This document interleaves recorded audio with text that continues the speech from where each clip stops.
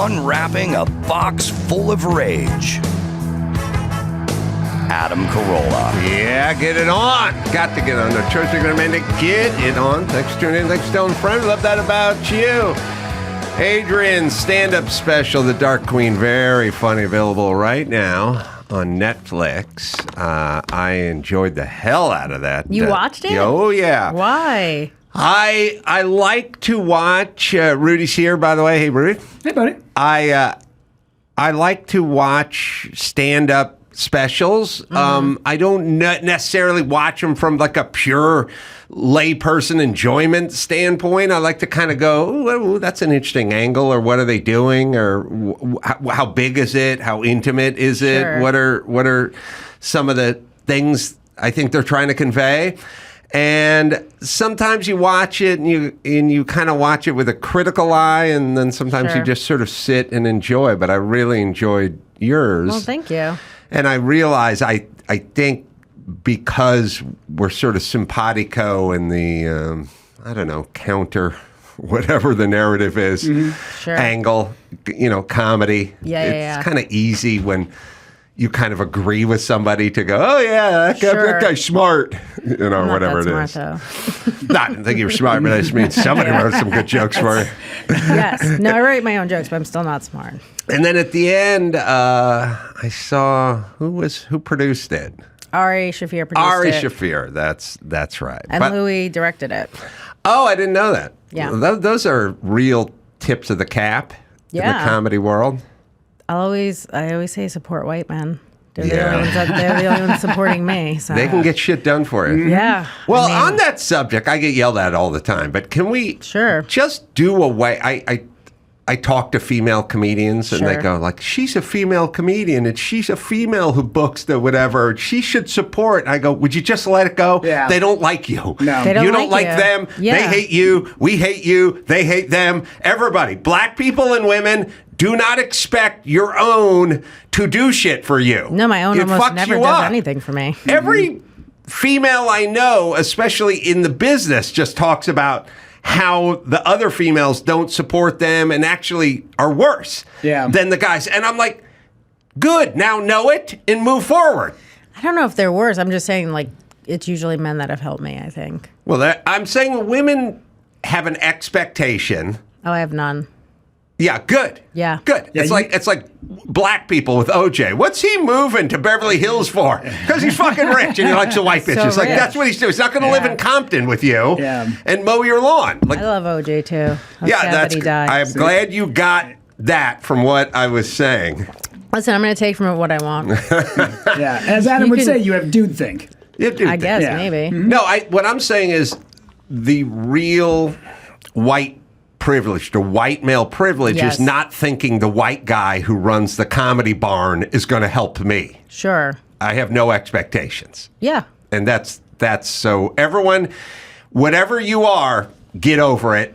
That person. Nobody cares. Well, whether they're the president, the mayor, or booking the club, they're not Sure. going to help you because you have the same gender or skin color, whatever it is. Maybe sometimes. I think that's nice if it happens once in a while. But, like, I don't expect it. Yeah, I know. Every once in a while, there's some Italian guy, and I go, Paisan. And I do think like that. That's going to help. The guy that just shot the CEO. That's our people. Paisan. Yeah, right. Yeah. That's our people. He said, I don't know. That guy's very confusing to me. That's what makes it so interesting. Yeah. Because it's like, I don't even know why he killed this guy. Although I did order a sleep number bed the other day and I'm having issues with them. And I was like, for the longest time in the last couple of weeks, I'm going, I don't understand why this guy would kill that guy. Like, I don't think you should kill anybody in cold blood, whether they be CEOs of companies or whatever it is. And then I started going through this whole thing with sleep number and I'm like, oh, I get that guy now. I would totally take out the CEO of sleep number just so I could get a refund on this goddamn bed. You're getting get into you, it. I'll Yeah. get you a refund on your bed. It's badass. See? Get shit done. I'll blow a phone call in. The guy's white. Yeah, he's white. He's white, dude. I know. Over 6 foot. Yeah, no. Yeah. You're talking about Brett? Yeah. Yeah, I know that dude. Yeah, I'll blow a There's call in. probably a warranty. You could definitely return it. We're having issues with it right now. Yeah, there's a whole thing. So, Wow. But thank you. I've yes. seen a million bed commercials, and I've never seen a bed commercial where the man and the woman agreed on how they like the bed. No. Like, they never went, I like mine at 86, and the chick went, oh, me too. And so it's like, I like mine. Yeah. Now, I think they hire people Yeah. who disagree on their number so we can contrast that and sell more units. But never have seen the commercial where they... Is that the they bed like where it. like you both have your own bed? Like you customize? Kind of, yeah. So okay. each side can have its own firmness. But yeah, there's always the guy who's like, no, I like to sleep on 2x4s. And the Yeah. wife's like, I love to sleep in a black hole. Yeah. It's, She's like, Yes. I want to sleep in embryonic fluid. I like to sleep on a plank. I like to sleep on an I-beam, on a slab. yeah. Embryonic fluid does sound nice. That does. I would. Yeah. Wait like a minute. a If water- somebody pitched me, To sleep on embryonic fluid. no, but what they should do is pitch one of those sensory deprivation tanks with simulated embryonic fluid. Yeah. I would go right into that, hook up like an umbilical cord. You know? It's almost like the Matrix is Yeah, going. just float and cry about your mom who It sounds disappointed you. It's almost like a coma situation. Yeah. Yeah. Wouldn't it be nice to be out for go into a coma for a little bit? It doesn't sound like relaxing. This is why I don't judge Michael Jackson. I sit there tossing and turning all night, thinking about my problems, having scary dreams, and he's Yeah. just like, give me the Jesus juice. Give me the milk. Give me the magic. drugs. Yeah, just hit me with the drugs. Yeah. Like anybody who's gotten a colonoscopy, which I have, and you get some of that, what is that stuff called? What did you do? Fentanyl? No. Oh, kind of. Yeah. No, what's the white stuff, Joe Lindell? And I got fucking Cocaine. The problem with society is I got ivermectin, Yeah. ISIS, and Al Qaeda in my head. Like yeah. all shit I That's shouldn't fine. know. No, that's the Yeah. stuff you should know. I shouldn't. I went all the way to like 30 without knowing Boko Haram. You know, I didn't know any terrorist groups. It was just, hey, we're living in the valley. We're having a good time. You know, we're drinking American beer, and all of a sudden I got a propofol. Yeah. Propofol. That's it. Yep. My friend said that drug is great. Oh, when they hit you with that propofol, I mean, let's put it this way. Normally, when I sleep, if the neighbor's neighbor guy pulls out the leaf blower at 7 a.m., I'm fucking sitting up in bed. Propofol, camera up the ass. Don't blink. Nothing is stirring, not even a mouse. Like a camera up your ass, you do not move, versus truck backing up 5 blocks. You're like, what the fuck? Yeah. So I get the propofol, and I get MJ. Yeah, I had my wisdom teeth pulled out, and they took a video of me coming out of recovery. And the first thing I said is, "Lady, I don't do drugs, but I might start if they feel like this, because you feel so good." Yeah. You got put under to get your teeth taken out? Yeah. Nice. I did not get put under. Really? You got your wisdom teeth out? Mm-hmm. When'd you get it out? It was around 9/11. Everyone in New York got like free healthcare. And I had like a month left.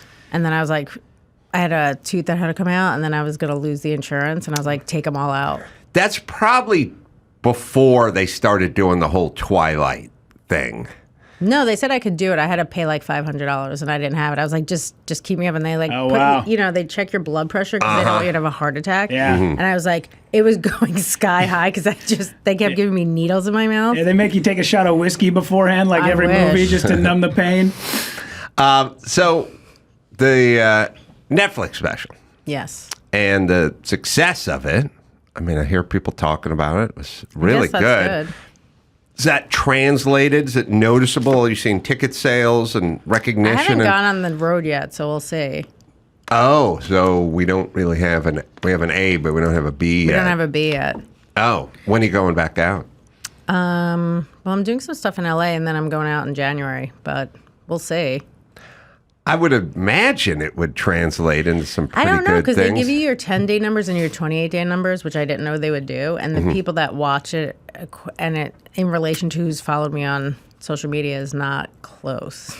So I'm like, I don't know if these people will come out. How will they even know if they're not following me? Well, I mean, it's how they would do it, I guess, back in the day. I guess back in the day.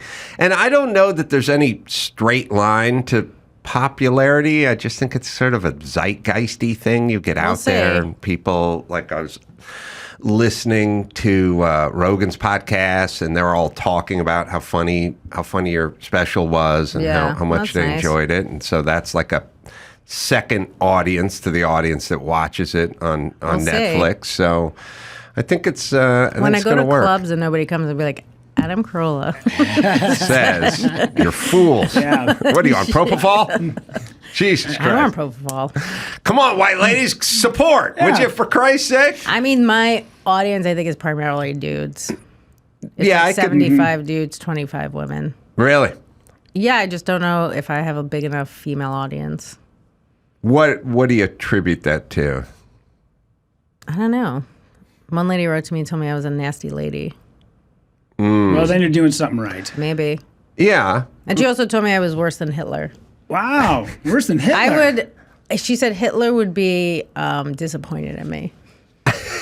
Which is not like an easy feat, I don't think. Yeah. To disappoint Hitler. Well, if you disappoint Hitler, it means you're not killing enough Jews. No, but she meant it like I was worse than him. For I know, Jews. but technically, if Hitler, it's like when people say, I couldn't, no, they go, I could care less. And you go, I know what you mean, but you're really You saying really you care. could potentially care less than this thing you're saying you don't care. But Right. you kind of screwed it up a little bit. Yeah. So disappointing Hitler, while I get the spirit, Yeah. Yeah. technically, that would, Winston Churchill probably disappointed Hitler the most. Yeah. Sure. I mean, she thought that was the right thing to say. And it made me laugh. You're like, damn it, I just waxed this mustache too. Son of a bitch. Damn. They also, I think people make a mistake of using too much hyperbole when they're trying to insult.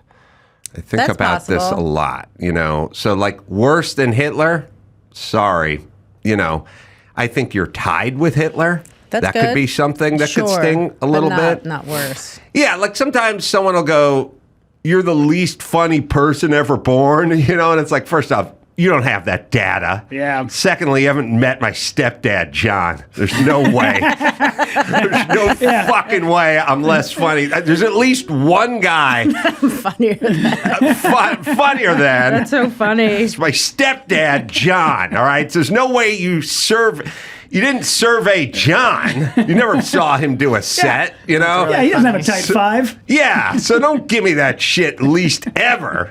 You know what I mean? Sure, you don't know everyone. You don't know everyone, but you can say the stuff that I hate to give tips to those who insult, But they need it.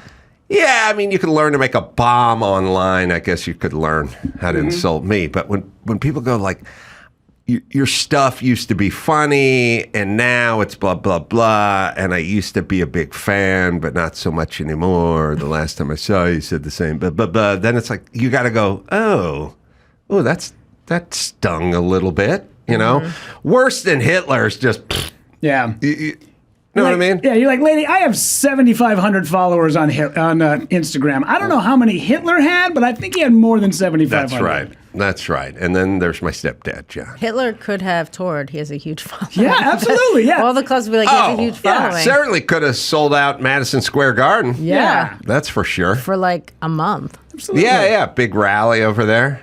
It's a lot of time. The Trump thing at Madison Square Garden was the greatest piece of news, like footage from 1939. It's like, Hitler was here in 1939, and they had a rally here, and now Trump is having a rally here. It was like that. The news in the last 5-8 years have been trying to have to kind of build a bridge between this and that, and you're kind of like, ivermectin, it's horse paste. Okay, they could use. They went. Okay, they use it on horses too. They use brushes on horses and people. Okay, but the Hitler, the 1939 Nazi rally at Madison Square Garden, and then the Trump thing. That was like a real bridge. I mean, that was They did 5 it, though. Golden Gate bridges connected. They bridged it. They bridged it. And then they started showing archival footage, which is... Yeah, goose steps and tanks, that's scary. But a guy just doing the Trump dance like this, why does that scare anybody? I don't know. I don't believe they believed it, but it was funny them trying to get from here to Point there. A to B. Yeah. It is fun. It's fun to watch, Yeah. right? It is a bit fun. I didn't even vote. Oh, you Good did? for you. No. I tried, but I couldn't. I wasn't registered or You're not something. registered to vote? That's all right. I voted 3 times, so I got one Good for for each you. year. Yeah. I don't. I don't understand how it works. I do understand things with me and electronic devices and also things that are official.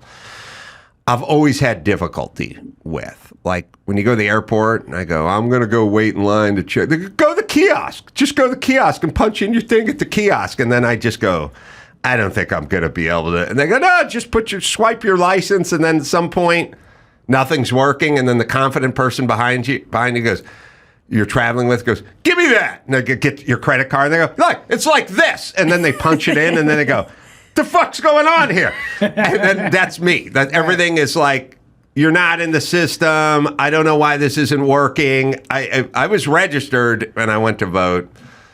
And the guy was like, yeah, you're not here. Oh, you showed up. I showed up. That's the worst. And it's the craziest thing I was talking about when I voted or tried to vote in California. I sit down and the first thing I do is pull out my driver's license because when you travel and we travel, it's like, where's your license? Where's your license? Where's your license? You know, at the airport. Then you check into the hotel. Everywhere it's like, where's your license? Where's your license? Where's your license? A great invention that wouldn't work, but it was still a great invention that Jimmy had a million years ago. So he just wanted a license hat. We just pull on that ball cap and it's just like, there you go. There you go. Be nice Scan it. if you could just go like that with a gun, like a gun to your head, and it comes up. Put a gun to your head. Not a real gun, like, Oh, like you a know, scan gun. a scan Yeah. gun, yeah. Oh, and scan then your gun. information comes up. Yeah, yeah. Oh, Opposed to okay. always having. Yeah. It's always where's the thing and where's it. And anyway, I go and I sit down and I just slap my license down, and the kid, young volunteer guy goes, "Oh no, I can't look at your license." I go, How's he going to check you in? he goes, "This is California. We're not allowed to look at we're not allowed to What? take the license." I go, "Oh, okay." So I take the license back, and he's like, "What's your address?" And it's always a trick question for me because all my info is at my money manager's address in Van Nuys. So if I just start yelling my address out, it's not going to be the thing. Right. So then I got to take my license and read the thing. And then he's like, "How do you spell your name?" I'm like, C-A-R. He's like, C-O-R? I'm like, C-A-R. I go, it's all on I could just hand you the license. And he's Right. like, I can't take the license. 10 times. Like, what's the address again? It's 20. Kittredge, is that K-I-D-D? No, K-I-T-T. Wait, is that 2 T's? I'm like, so at some point I go, how about I hold the license up and I hold it in front of your face, but you don't touch it. Smart. And he goes, I don't know if I can. And then the supervisor comes by and I go, can't I just give him my license? Because he keeps asking me for all the information that's on my license and he can't find me in the thing. And she goes, oh, he can take your license. He can't ask for your license. I'm like, all right, well, someone should tell him. Yeah. It's fucking California. It's all it is. It's all I'm saying is can you just show an ID to vote? Is it not the most important thing you can do as an American or not? Because you cannot tell me if it's more important than flying Southwest, and Southwest requires or checking into a Hilton suite.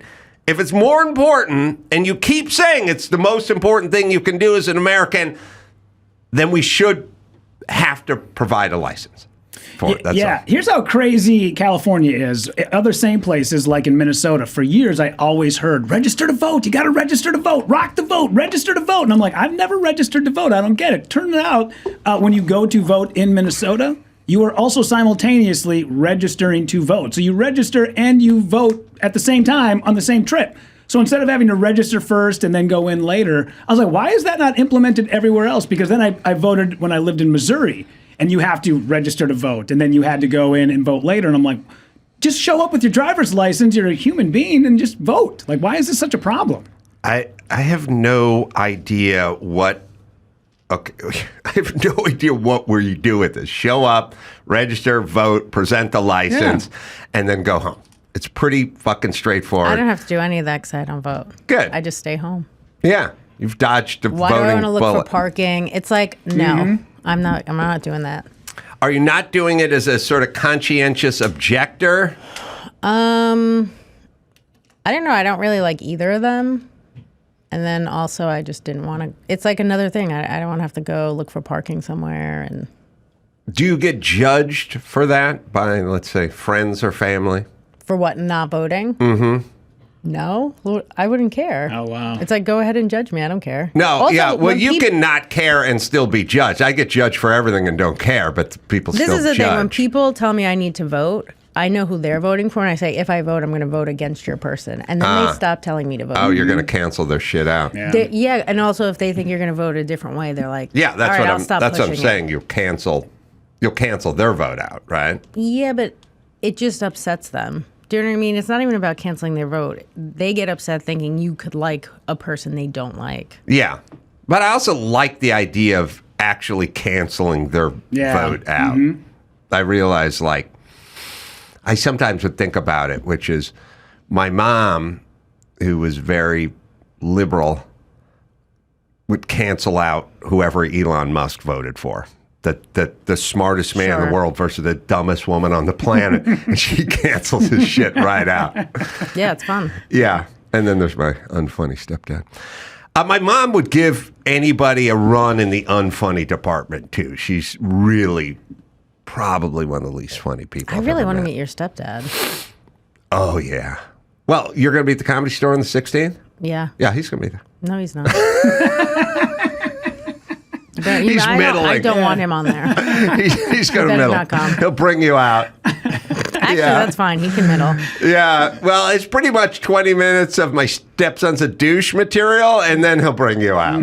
How long has he been your stepdad? Like, was he in your life when you were young? Yeah. And you hate him? No, I like No, him. this sounds like you hate him. I think, okay. He is unfunny, but I don't hate him at all. Right. I think, as we're all comedians, to call someone unfunny is kind of an insult, but it's really, it'd be like me saying, you guys don't know shit about carpentry. It's like, all right, well, I'm a carpenter. That's a Yeah. big deal in my world. But it's like, to you, it's like, I'm not a carpenter, so I don't give a fuck. So he's unfunny. Mm-hmm. He would be the first person to tell you that if he talked. I mean, you're the first person to tell me that, actually. Sorry. He would be. The Thank second- God I got here. That's what I was. God You you didn't let me told me. finish. I headed his unfunny ass off at the pass. That's true. But he's a good dude, Okay. and I liked him. Nice. Okay. It's just that he was unfunny. Now, my mom was unfunny, and I didn't like her that much. So that was kind of, Okay. strike two, Well, do you have any siblings? Mm-hmm. Are they also unfunny? Not classically unfunny, just not funny. It's interesting because, like, my family is funny. So I'm They are. surprised how you're funny and nobody in your family's funny.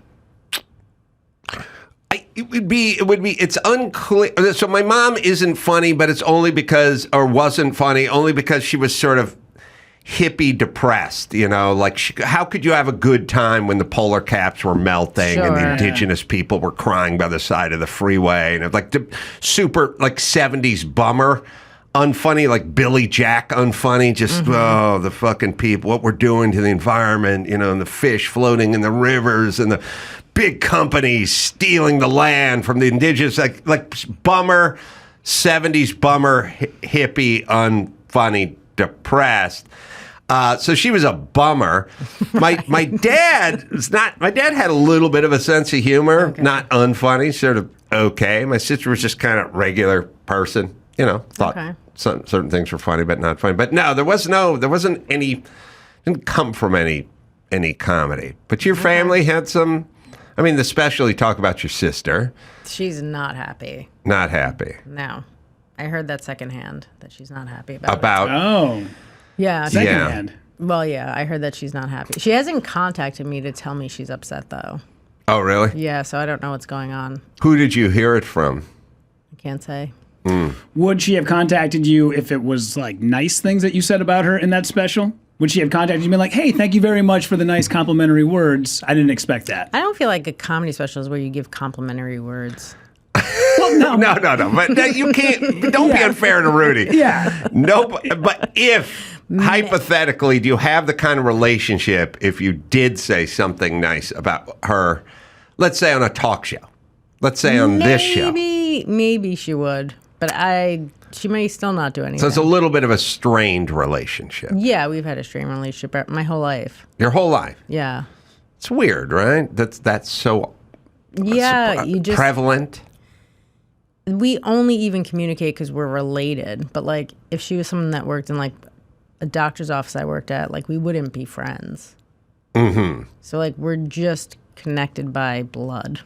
Yeah. DNA. It's like proximity.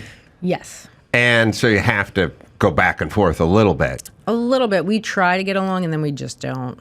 She older or younger? Younger. And it's just always tough growing up? We just were never close. It's weird, right? It's kind of weird, but, like, I don't know, just because you're, like, related to somebody doesn't mean you should really have to get along with them. Oh, listen, sister. I would look at my mom every day and just go, what the fuck is this? Yeah. Like, where did I come from? Who are you? I didn't want to... I literally 3 times a week, I wake up and I go, oh, my mom's dead. Okay, we don't have to talk. Okay, good. Like, we don't have to talk on the phone anymore about nothing or whatever it is. Norma says there's a good bakery on Fairfax. Okay, I'm not eating baked goods on Fairfax. Okay. Like, I wake up like, like a little relieved. Yeah. Not like, oh, I'm glad she's dead. I'm just glad I don't have to sit and eat a bagel with her and talk about Norma anymore. Or is Norma still alive? My mom had I took her out with propofol. Yeah. Good for Norma. No, Dorothy Gravich is gone. Who's Dorothy Gravich? My mom had this weird thing. I don't know if you guys can relate to this at all, but she liked to latch on to sort of loser people and then kind of prop them up and then sort of make a thing about them, you know, and then there was, and then it'd be like, Dorothy Gravich wrote a children's book. And I'd go, oh, that's good. Oh, it's a great book, you know. And I'd go, oh, did she illustrate it? No, somebody else illustrates it. And it's like, okay, so she wrote the twins jump on the bed, turn the page. The twins fell on their head, turn the page. You know, it's like, anyone could do that. Whoever illustrates it has a little bit of a, you know, that's a little bit of a gift. But if you're just doing that, and then she would also be the kind of person that if I wrote a book and I was on the New York Times bestseller list, which happened, and I said I wrote a book and it's on the New York Times bestseller, she'd go, Dorothy Gravich is thinking about another children's book, and then we just sort of talk about whoever's outside of the room, because I think it kept her from talking about us or being intimate that's like or whatever. Pretty frustrating, though. Well, it is, and so eventually you don't want to talk about what Dorothy Gravich is up to, right? So you try to avoid the actual breakfast, because you know it's all going to be Dorothy Gravich talk or Norma says. Is Dorothy Gravich like very poor? Dorothy Gravich was our neighbor in North Hollywood, California, who grew up, who was a single mom. There we go. Who was poor and angry. But that's what liberal people do. They take someone that's like poor that they think is like kind of beneath them, and then they like lift them up. Yeah, but you couldn't get underneath my mom. No she way. was welfare and food stamps and Flophouse. You couldn't. But even when you guys were like older. Yeah. What she wanted is, you're right. You're half right. She didn't want any successful people in her life because it made her look. The contrast was too great, you know. Right. So she liked other unsuccessful people, and Dorothy was this single mom who was really angry. She was a really angry mom back like when you could be angry and yell at kids that weren't your own kids, and like. Wait, these kids were not her own kids? She had 2 kids, and then like I was always hungry, so she had a big she had an apricot tree in front of her house. And like one day I like climbed up the apricot tree and I was picking apricots and she came out onto the porch. This is like 70s angry. You can yell at in the 70s, you just yell at anyone's kid. You can hit them. You can do whatever. Yeah. She did a like, young man, excuse you. And I'm like, I just get off of that. March yourself back to the, like, I don't know. By the way, where was all the energy and like, how'd you get so animated? Like I would get yelled at by friends' moms with great energy. And it's like, I'm a dad. I'd see my come in and like daughter's friend is eating chips on her lap on the sofa and her feet are on the table. And I just go like, why don't you get a tray for that? And I just walk back in and I don't go like, young lady, and just start screaming at them. I don't know where it came from. The weird. Was she screaming at her own kids too? She was mean and angry. And I was friends with her kids, and then they moved when I was like 9. They moved away. I thought you were going to say the book was a bestseller. They moved away. They moved away, and they never came back. They went up north to Paradise, California, and the daughter became a like bipolar stripper and got angry and wouldn't talk to anyone in the family. The son had a addiction to pain pills, was a construction worker, hurt his back doing construction, a lot of disability and pain pills, had twins. One of them was playing with his friend in a gun and got shot in the head and is blind for life. Wow. Like some real heavy kind of downer stuff. And then my mom would call all the time and go like, Dorothy Gravich says, and they want you to come up to and I'd be like, I saw him last when I was 9, and they moved away, and she was super angry, and that's it. Like, and now the family turns out to be in a little bit of chaos, and there's a custody battle with the kid and the son and the thing, and I was like, I don't know, why do we have to keep in touch with these people? And that my mom, to the day she died, was like, Dorothy Gravich says, and Dorothy lived 100 years old. Yeah, we had family friends that my mom made me hang out with their kids, and then we were the same age, went to the same school, and then like 6 years ago, this girl I hadn't talked to in 22 years passed away, and my mom's like, are you coming to the funeral? No, why would I come? Well, I haven't talked to There are a lot of people way. that love funerals. They live for funerals. So, like, she's saying that to you live for funerals. they do. Some people love it. Oh, they do a funeral to Yeah, it. my cousin Megan's the same way. Like They when my like- grandma it's died. like a social event. Oh yeah, You get to see grandma. everyone. Yeah, it's awful. I find them uncomfortable. At a funeral? Yeah. Yeah, it's not great. Oh, listen, I went to a funeral of a 25-year-old kid who died during autoerotic asphyxiation. That's an uncomfortable funeral. That is. That's a tough funeral. Yeah. Yeah. That's a downer. I have a theory about that guy from Lincoln Park that died. What's his name? Chester? Yeah. That dude, I feel like that guy died with autoerotic asphyxiation because the way they talk about his body and the way they found it and who found it and at what time, and when he was alone by himself, the family left, they came back, they found him. He was good friends with Chris Cornell. Chris Cornell had died from suicide probably about 18 months before this, and I'm like, I feel like maybe if this is a little bit of World's Greatest Dad or World's Best Dad with Robin Williams, they came home, found the son, and went, ooh, we can't let this information get out, so we are going to tell everybody that we just found him hanging in the closet, and that's that. Yeah, I don't know. I mean, there was Michael Hutchins from In Excess who had that thing. Yep. There was The karate guy. David Carradine. Yeah. Or Keith Carradine. No, David Carradine. They found him that way. I've said a million times. They found him in his autoerotic asphyxiation, whatever. It's like you got to find somebody and they're dead, and then you also have that other layer of like, this is embarrassing.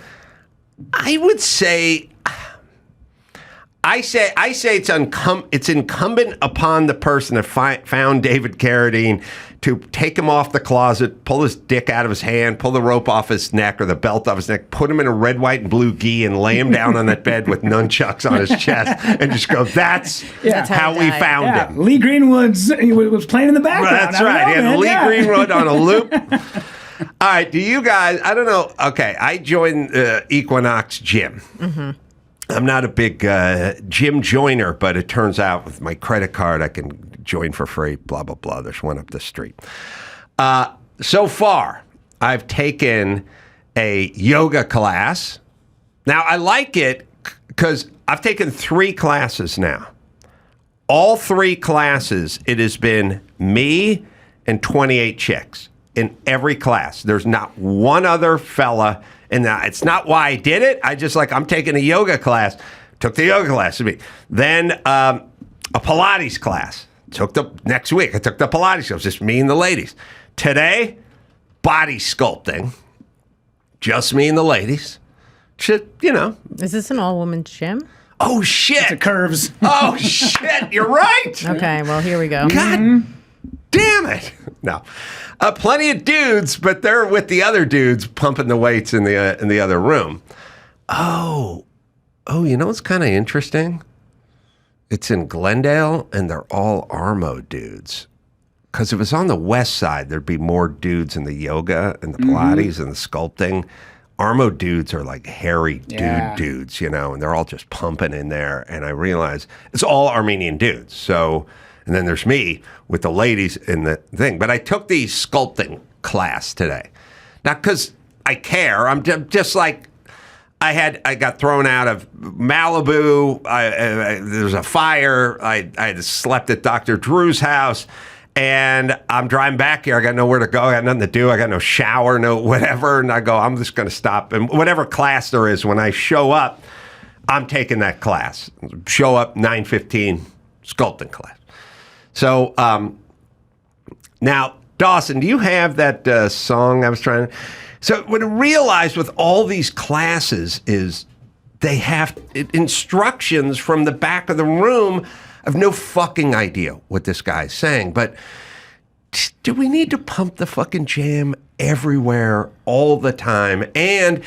if, in fact, you are putting us through our motions, and he definitely is. He's just like, pick up the one barbell and extend and then push your right foot down and plank position and then take the barbell and come.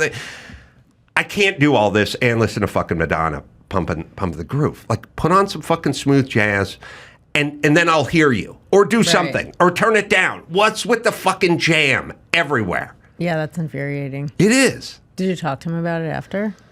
Or are you just going to let a white lady do it? There was a time when I would have... Well, he was clearly gay, so I didn't want to come across as a hate crime.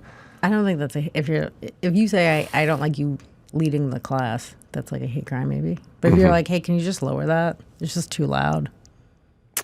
In my experience with people who love shitty music, they get real defensive about it. And they go, most people enjoy it, they come back with something.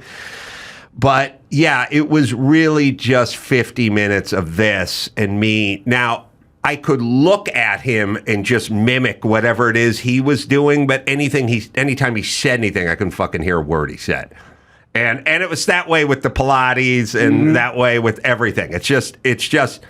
The jam has now entered our life. We've decided we need to crank it up to 9, that somehow everyone enjoys it, even though nobody does, and it's now competing with verbal instructions. I think you should say something. You think so? Yeah. Mm-hmm.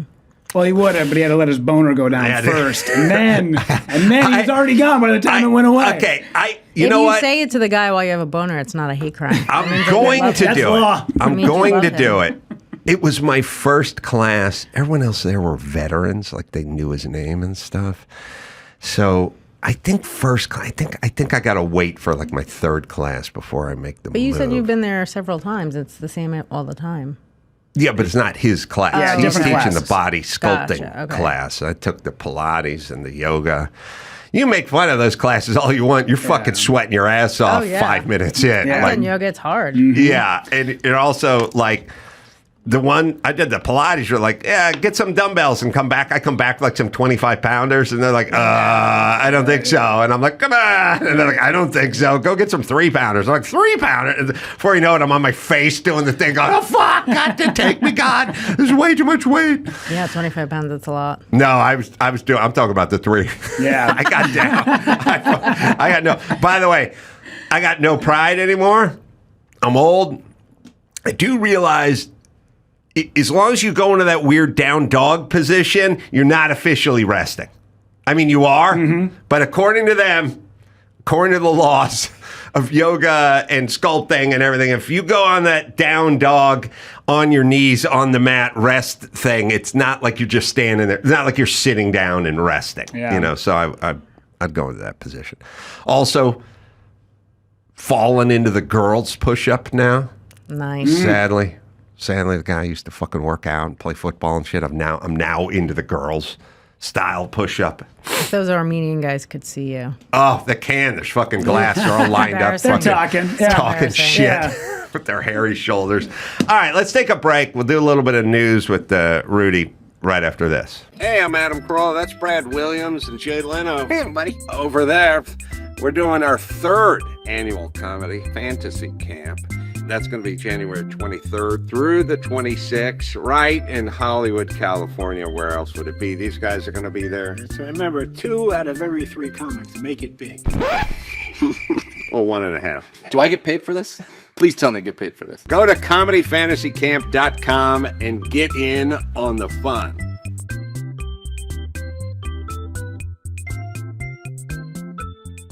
Morgan & Morgan, life can be crazy sometimes, and one person's negligence can result in another's settlement. So let's hope that if anything happens to you, you get hold of Morgan & Morgan.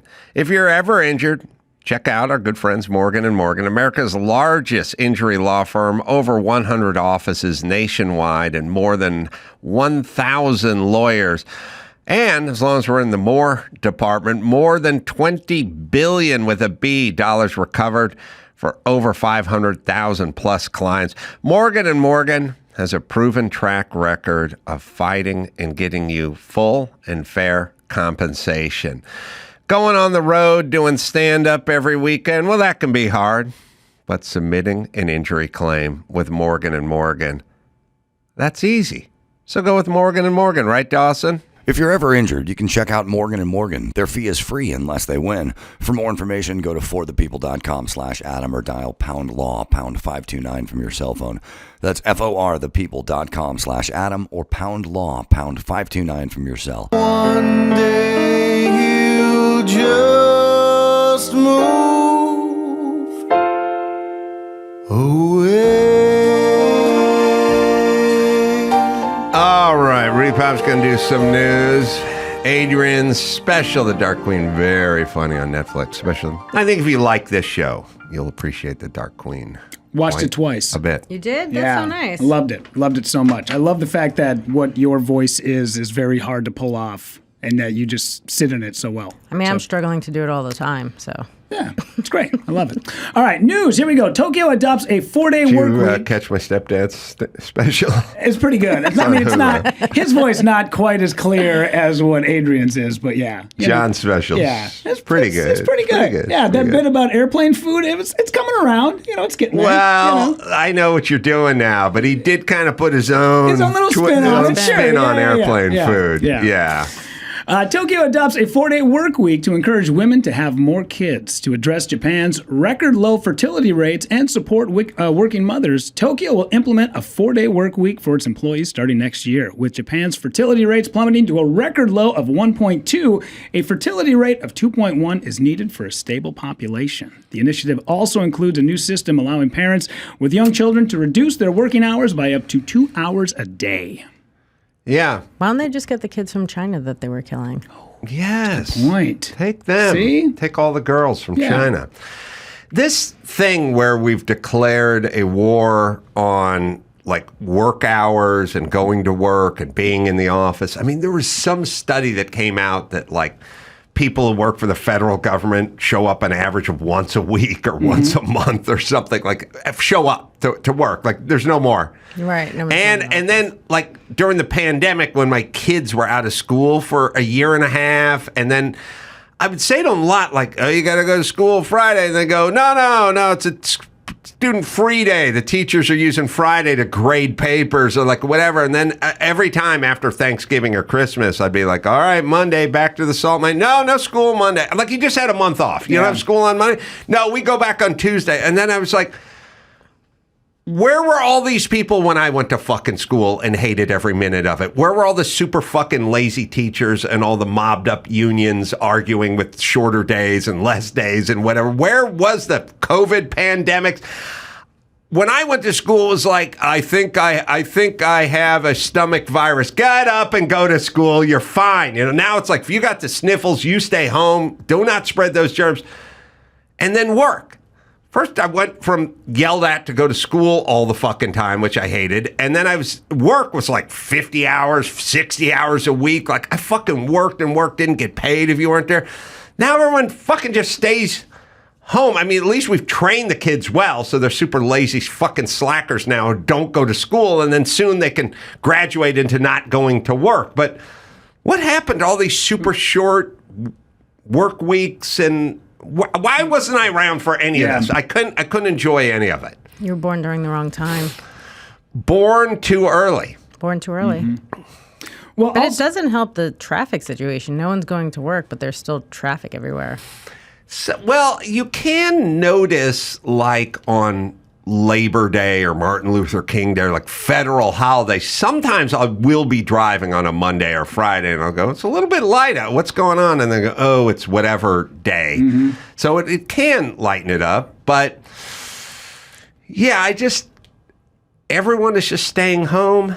No one's going to fucking school. And I was born too early. Yeah. The worst is when you get to the bank and you go to open the door and then you realize it's some bullshit holiday. Yes. LGBTQ. Well, that's the other thing. It's like I never take any of the holidays off because I have a job that doesn't really recognize those. They don't respect the holidays. We do not respect the holidays in the pod and the comedy business. Mm-hmm. Just keeps going. You're an essential worker. Also, for fertility rates, why not just get your dudes to stop watching porn and sitting around all day, and maybe fertility rates will go up because they're building more testosterone, or maybe you get them into a gym. There's got to be something else besides letting them just go home and do nothing. Also, it kind of puts a lot of the pressure on the gal for a Friday fuck. Yeah. Right? Like, she's just sitting around reading Time magazine, and you come into them, she's in her bathrobe, and you're just like, waiting. Hey, baby. Watching your stories. Bullshit. Yeah, you're like, hey, I'm not in the mood. Well, the government says you are. Yeah. You don't want me to fucking drop a dime on your lazy non-fucking ass, do you? Mm-hmm. Like, this is Friday. It's fuck day. Right. Yeah. It's fuck day, yeah. It's alliteration, babe. Video shows a Utah man drove his newly purchased car into a dealership after being denied a refund. The man was arrested after police say he drove it through the front doors of the dealership where he was denied a refund. About 4 p.m., police were called to Tim Dolly Mazda Southtown. Shout out. Michael Lee Murray, 35, had purchased a car from the dealership earlier in the day, brought it back several hours later. I watched this video. What I love the fact is, at some point, this guy yells, yeah. Wow. He yelled, I'm going to drive through the door, and then he goes out to the car. Whoa! Whoa, call the cops! I mean, he's definitely not going to be able to return it now. Yeah. So I love that the guy said, you can hear it like later in the video, he says something like, I got it on tape. I don't know, maybe the cops don't need the tape. The fact that he drove the vehicle through the goddamn front door, that's probably evidence enough. Couple things. First off, don't you feel like people are having difficulty with impulse control now? Yeah. Like, I see the chicks at the Spirit airline counter, and they're like, sorry, we didn't book flight. And they reach over the counter and start punching the person. I mean, that's part of Spirit's. It's part of their... Yeah. You get pay punished. extra. Yeah, I'm just saying, if you don't want to on airplanes, outside airplanes, at dealerships, at ballparks... Everyone's There's just like had enough, impulse control. Like someone says to somebody no, and they go, oh, well, I guess we're going to throw down now. It's like back in the day, no, meant no, not with the ladies. That was different. Everyone's lazy now, so they have a lot of time to attack. I also noticed that a majority of these people are big. Fat. I wonder if there's some... Dr. Drew... Guys fighting in stadiums are fat. Women fighting in airports are fat. Guys. Dr. Drew used to say that fat guys had higher circulating levels of estrogen. Okay? And like I would say, why does every fat guy you see in the shower at the gym have a small dick? Because we think about it, it's sad, but it's true. Now, part of it is the panis, the guts hanging down, and the thighs are puffed up, so it's giving the illusion of a smaller hog. But it's still a small dick. And if I see these guys, you guys know what I'm talking about? The locker room guys with the fat guy with the micro penis, right? And I just think like, wow, lose in the genetics department. Like you're a big fat guy and you got a super small dick. But Drew would say, no, fat guys have more estrogen, and the estrogen shrinks your dick. Now, what I'm also learning is I think women, while not as destructive as men, have less impulse control. I've conducted experiments. They tend to fight more. My experiment is this. Every guy I've ever known, if we were working on something in a kitchen and my back was to him or something, and I backed up and I stepped on his foot, would be like, dude, you're on my foot. Women's hand goes flying out. Women punch. Every woman I've ever met, like if I stepped on her foot or did something stupid or something, they just go whack, like their hand just goes sailing. So it's like an impulse thing. Now they see fat dudes fighting. I wonder if it's an estrogen thing. Because this guy's pretty.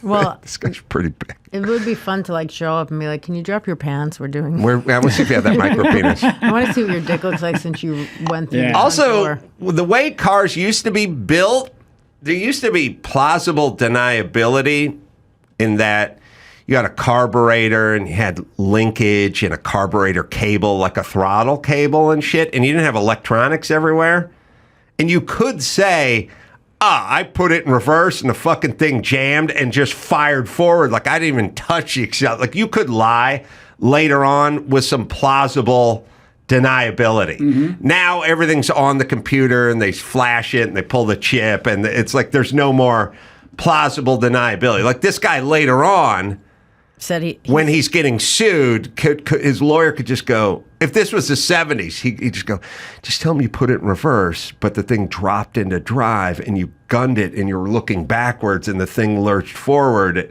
and the transmission is faulty or like whatever. No more with new cars. Yeah. Can't do it. Plus it being on camera too. I think that for every inch. Yeah, but even on camera, you could still lie if it was the 70s. Yeah. Yeah. Where's this guy? Is he available for to come with me to Sleep Number? Because I could use this guy. Yeah. I could definitely use this guy. Throw if you guys that don't have bed any through way. the front door. That's right. No, give him the race car bed that the rich kids have and tell him to fire it up. That's how I knew a kid had fucking made it. He had a bed that was shaped like a car. I was like, oh, your parents love you. Yeah. Oh my God, that's like $110 bed. Yeah. Shit. Dude. I used to go to like friends' houses for sleepovers, and I would see their beds up off the floor on a metal frame, and I'm like, "Get the fuck out! You got a box spring? What? What? Yeah. I had a friend who had a Rams helmet lamp, and I used to marvel. Where did you get that? Who bought that for you? That had to be. Was that almost $20? Yeah. What gives? What they do? Combine Christmas and like 3 birthdays or something? I know it's a fake helmet, but it's still something. Look at that. Cool. This Rams helmet lamp. Woo! La-di-da.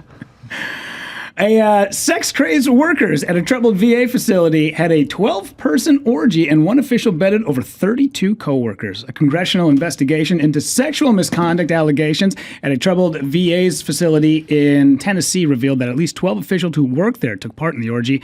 Several VA officials in the state have resigned amid the probe into the Mountain Home VA Medical Center. Turns out at least 2 employees have fessed up throughout the investigation to having sex at the VA hospital. Anyone been in an orgy? I haven't. I was on a first date one time where a girl had announced to me about 20 minutes into our coffees that she had been a part of an orgy one time. And I was like, you could have held that one a little closer. I didn't need to know that. And that's also a weird coffee date, because that's more cocktails kind of conversation there. Yeah, I get if you've had a couple of drinks and maybe you're alluding to the fact that I want to have sex with you, sure. But this is like 2 o'clock in the afternoon at a Starbucks. I don't need to know that information. Adrienne, any orgy experience? No orgy experience. I realize I haven't either, but it's funny. I was talking to Dr. Drew last night when I was sleeping over at his house. Did you guys share a bed? We didn't spoon. No. It wasn't fucking gay. I love that. But we share. Yeah, we shared a bed, but we didn't. No, we were sitting around, and he got back from Florida. And he was telling me, everyone in Florida is always having a good time over there. He loves Florida. And I was talking about playing some shows in Florida and Naples and all that kind of stuff. And I said, you know, when you talk to guys who like boats and like water sports and stuff, it's not so much that they love boats and fishing and sea-doos and stuff. It's what they're really saying is, I like life. Like, I fucking want to have a good time. It's really just good time. They're saying, I want to have a good time. I mean, they like fishing and they like their jet skis and they like their ski boats and stuff, but really it's just crank up the music and crack the beers and like, you're really just going, I like to have a good time. Like there's a portion of people who love boating who are like yachty guys. That's something else. But then there's everyone else who's just going, I like to have a good time. Like, no one in my family boated, but it's not because they dislike boating. They wouldn't have a good time. And so I said I could never really, I wouldn't like to be a skipper because I would be too worried about protocol with everything. Like, you know, they got the 5 mile an hour no wake zone and then go this way or go that way. I feel like I'd fuck something up and someone would yell, you go in the, bring it around. You go in the, you know, I'd just be too like, I don't want to fuck. My fear is fuck up of protocol. Sure. And that's why the orgy would be tough. You think you would be like, this person's not following protocol? No, I would show up and like walk to the front of the train and try to get a blowjob, and someone would go, "Hey man, line starts we've back been here." fucking here for 20 minutes, like or something." No, like during COVID, when they would start the line for the supermarket checkout 10 feet, 20 feet, like in the middle of the aisle, like away from the whatever, and then. Once or twice, I just walked up. I was like, oh, there's nobody here. And I just walk and I hear, excuse you. And I'm like, oh, what? And there's 8 people. And I'm like, oh, you know, like I felt like shit. I feel like I would do that in the orgy. You could do that. There'd be something. I didn't something. know. I didn't go for the... I went for the hand sanitizer and then the lube in like the wrong order. Yeah. Or, you know, something. Hey, who put this Tabasco sauce here? Son of a bitch. I've thought about this extensively, and that is, I would always be afraid if I was a part of an orgy that I would finish far too early and then I would just be out. And so you go back in line. So I think, well, you'd have to reset, you know. Yeah. But I think what I would do is I would let the other 11 people, like, you know, I'd let the 11 other people do their thing, and then I would just take care of refreshments and drinks and snacks. Make yourself useful. And then, as I could tell things are starting to ramp down, that's when I would hop in, and then everybody finish around the same time, and I'm like, man, that was a hell of an orgy, wasn't it? That way, it makes it seem like you were in it for the long haul, but you were only there. Yeah, it's like the 30-second flurry that a boxer, when they say hit the bell or whatever, so you know that it's time to start throwing punches. I like that person who ran the marathon and just cut across Central Park and showed up at the finish line with all the Kenyans. That would be you. Speaking of that, I don't want any Kenyans in my fucking orgy. Bunch of skinny guys with huge hogs. No, thank you. And unstoppable endurance. You know, like I can run 26 miles faster than you can walk a block. Yeah, you're like, whose calloused foot is this? I want fat guys with micro penises, you know? Yeah, that's a good point. Hey, speaking of orgies, since we're already on this, a porn star will attempt to have sex with 1,000 men in one day. Oh, well, let's sort this out. Tell me what you guys think. It seems like a high number. Yeah. Do they all get to finish? Like, what constitutes... Well, this is... I'm glad you asked. Because if you're going for a record, we need a sanctioning body. You can't just declare yourself the winner. You know what I mean? If you're going for a record of sex with most guys. Now, look, I'm sorry, but I'm a purist. I want 1,000 different cocks in that room. I don't want 65 guys taking laps. You know what I'm saying? I think it has to be different guys. I've seen these records. I've interviewed these people. Really? Where they have the same dude coming around again 3 hours later. Because it's hard to round up 1,000 dudes. I feel like it's probably not. Well, not to fuck a stranger for free. You may be right. But yeah, it has to be 1,000 different dicks. You think so? I think so. Joe, you can look into this. It's not always. I want the asterisk by the person that doesn't. Well, right now the record is held by a porn star named Lisa Sparks, who has 919 men. She's not an accountant. It's a porn star, is what you say. You know, it's ironic. They went 990? 919. 919. Yeah. And Okay. she gave out. Yeah. So I did a little math in the truck on the way over here. That is 41.6 seconds for each man to get 1,000. Everyone would get 41.6 seconds to be able to do it in 24 hours. Oh, really? Yeah. 41 seconds. And then Wow. we're done with the next guy. What do I do with the extra 20 seconds? You know what's going. I'll serve refreshments with Rudy. So- May I mop your brow, sir? What flavor Gatorade can I put you down for? Oh, Mountain Blast. Oh, yeah. That's one of my favorites. You look like a glacial ice guy. Yeah. I wasn't sure. Yeah. Another dab in the forehead, sir? Yeah, I love the end of this article, though, when you read about it, because Lisa Sparks said that at some point she was so bored that she ordered fast food. Wow. Imagine being like number, whatever it is, maybe 573, and she's just mowing down a Big Mac. Yeah. Like, at least could you look me in the eye while we do this? Yeah. I just assume she's like on her phone the whole time. Yeah. Oh, yeah. The guy taking the orders, like, you like some ranch for those fries? I'll just dip my belly button. I'm good. I got a whole reservoir of ranch. All right, the guys can't come, though, No, right? they That's can't. just in and out, right? Yeah. I don't think so. And even if you're not a big condom guy, you are that day, right? Sure. Oh, is that her? Yeah. Oh, yeah. Sizable rack. I also feel like you would like to, you know how rich guys will pay someone to wait in line at the Apple store for them, Right. you know, so they don't have to wait in line. This would be money well spent. Yeah. Have somebody hold your spot. Yeah, go down to Home Depot, get one of the Mexicans out there, the laborers, pull them out. We need 20 an hour. Okay, I need you to get here before this orgy starts. I need you there. How do they and I get need the you standing in line. How do they get the people for this? I think they put it out, you know, trade publications, things like that. I think there's always enough loser dudes who want to do this. The comedy is the guys who don't want to be recognized because they're not porn stars, right? And so they're guys standing in line wearing gorilla masks and stuff. Yeah. You ever see that? Yeah, they got the ski mask on. Which has got to be tough for the lady because it's, you know, you're dehydrated. I feel like I remember watching, when I was much younger, there was like a story about a woman who was having sex with a lot of guys for like, I guess the similar thing, and she had to like get packed with ice. Like, I gotta imagine like your vagina is just like, we're good.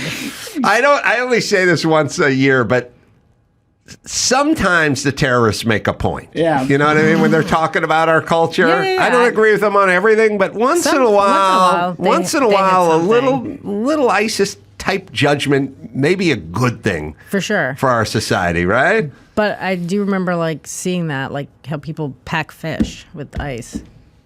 Yeah. Yeah. Oh, she did in Seattle in that marketplace. The guys who went no part of spent a photo themselves holding their ID. So the guys who want to take part have to send a photo of themselves holding their ID, and my PA has to basically organize them into hour time slots. So I guess they break them off into groups. Because you don't want a guy standing there just stroking his meat behind you like for 4 hours, Yeah, 18 right? hours in. That thing going to go down? Yeah. Yeah. And then you got to do what you do when you do the show where there's 7 people on the lineup and they go, show starts at 8. And you go, yeah, but what time am I going up? Because you show up at 7:45 and you don't hit the fucking stage till 10:20, you know, the fuck, right? Yeah. So you got to make that call to whoever's putting this thing on. Like, what time is my dick dropping? And I Yeah. assume they're not like checking these people for STDs. They must have a condom policy. Sure. I don't know. I agree with you though that it has to be 1,000 different separate Yes. individuals. Yeah. Otherwise, the guy who you fly in from Guinness Book is not going to certify No. shit.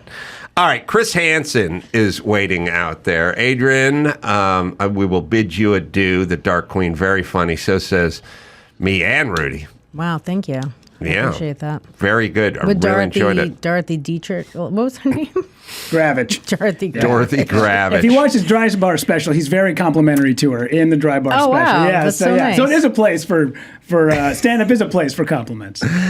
Yeah, my Dry Bar special just came out, which is quite a departure from your special, but it's a challenge, and I recommend it to all comedians to do a totally clean stand-up special. I'm going to try it. It's worth the challenge part of it. drybarcomedy.com/M. All right, take a break. Get Thanks Chris for having me, Hansen. guys. Thank you.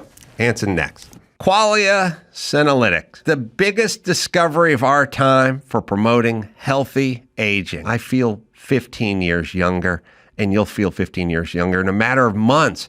As we age, the body accumulates senescent cells or zombie cells that cause symptoms of aging, aches, slow workout recovery, sluggish mental and physical energy. Like pruning dead leaves off a plant, Qualia Senolytics removes worn out old senescent cells and allows the rest to thrive. So that's it. You got to prune those cells.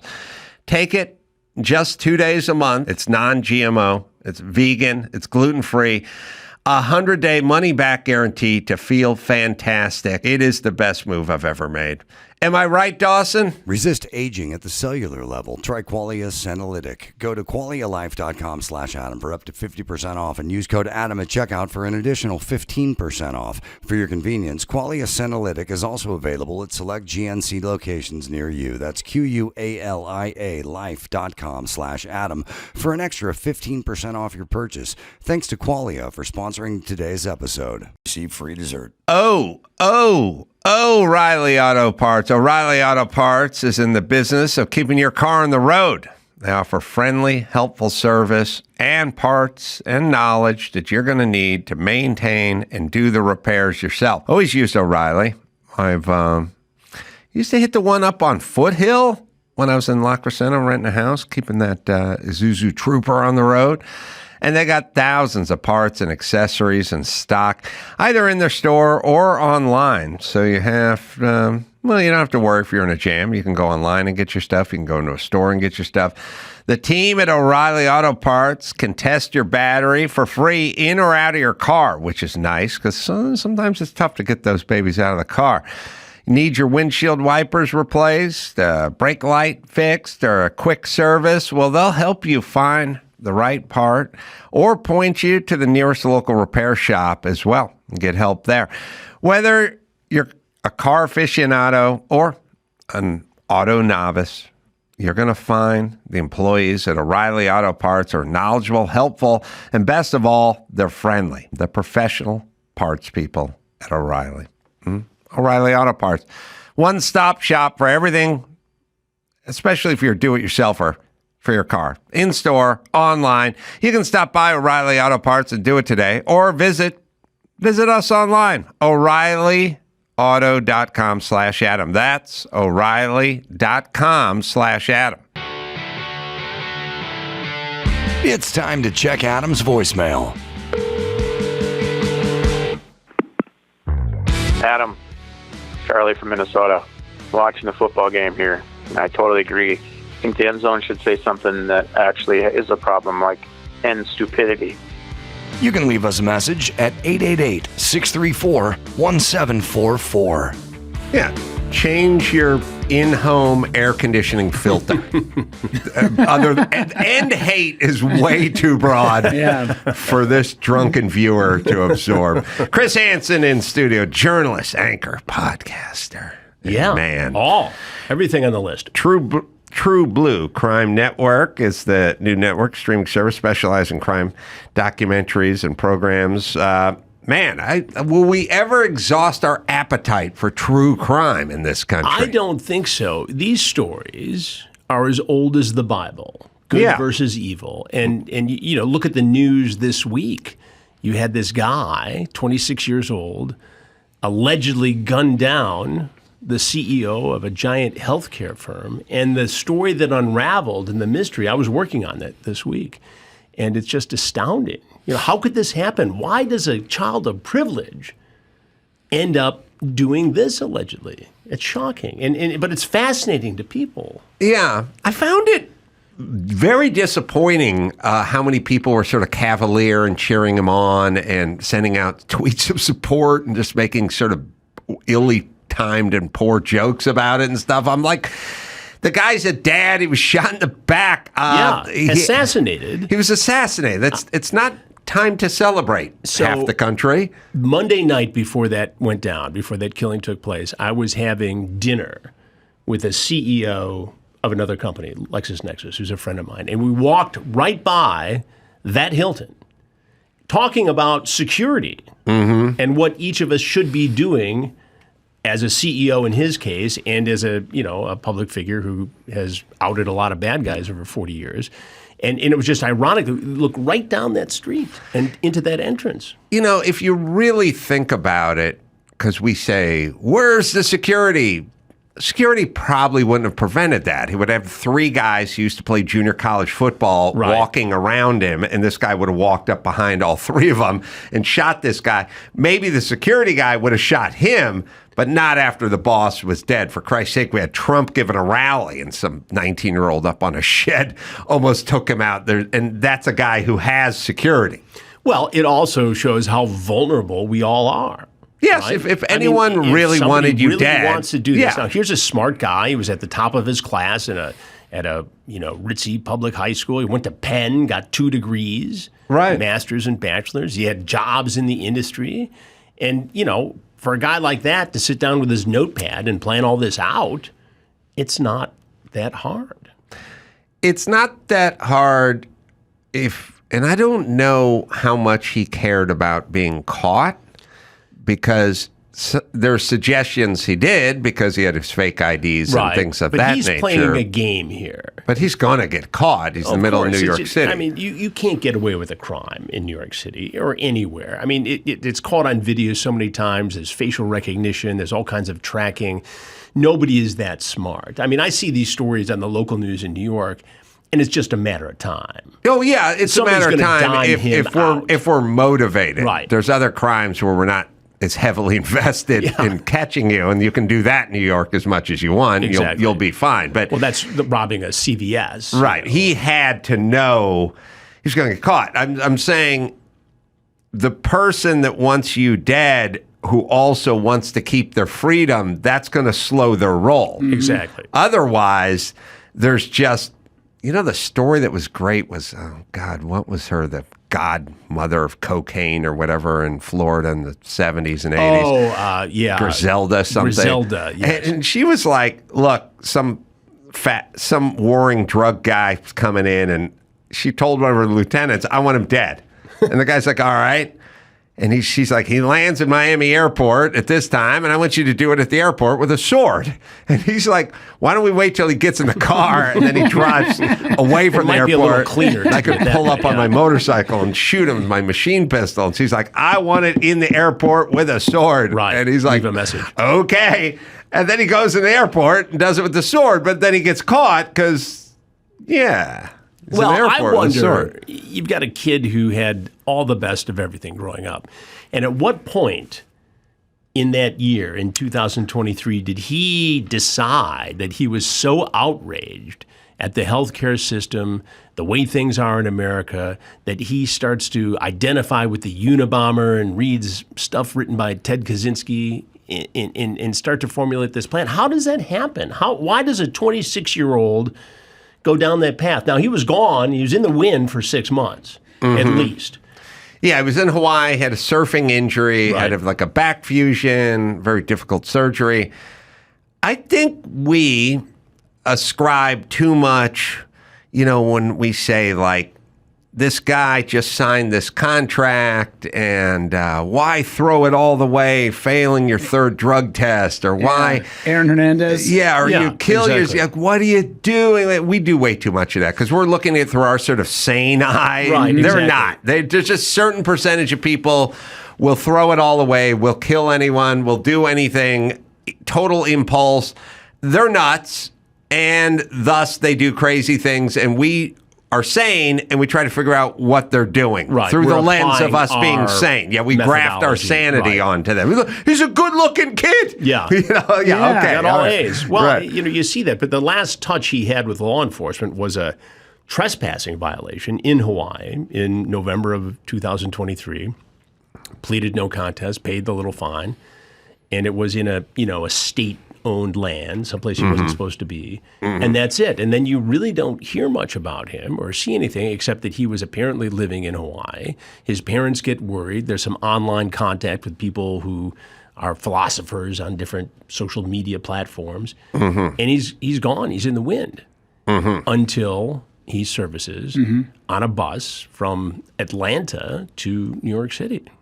Yeah, also his physical appearance. The first photos that we saw of him when he was like in college, you went, wow, good looking guy. Great looking kid. He's in a fraternity. Yeah. He's traveling with his family. I should really be the killer in this equation. Not easy on the eyes, super dumb, right out of high school onto a construction site, digging ditches. Of course he killed. He lashed out. Yeah. Poverty. The real fell King through the Guevara. cracks. Yeah. Where are you going to get a 3D printer? You don't know? Yeah. Wow, the 3D printer is crazy because That's alarming. They made that ghost gun. I mean, we all know that these ghost guns are out there, and they confiscate them around the country and in New York. Gangbangers are using them, but to sit down, to find a 3D printer, and then download it. I mean, there are people around the country who sell these plans and sell these parts, and they get away with it because they're just, one element of the law away from being a felony. Yeah. And they boast about it online. You can find them. It's not that hard to do. But, here we have this guy who did it, and he had a suppressor. Yeah, and I was thinking about it because I look at everything through the eyes of my mechanical eyes. I was like, I don't think did he 3D print the suppressor, which is we used to call a silencer. Right. Yeah. I don't know. I think if you can 3D print a gun, you can do it with a suppressor. I guess you can. Because the suppressor is, now you can get these on the black market, and there's a lot of ways around it. But technically, it's something where you have to have a license or registration to have it. Yeah. Yeah. Yeah. Adam and I went shooting in Utah when we were there doing some comedy shows. And there was a guy who had, I don't remember what that gun was. It wasn't like an AK or something, but it was a bigger gun and it had a silencer on it. And he let both of us shoot it. And you would pull the trigger and you'd hear pew, pew, Yeah. pew, pew. It's something. Yeah. And I thought that is way too much power for any human to possess. Yeah. They can also 3D print homes now. I've seen those videos. It's kind of crazy.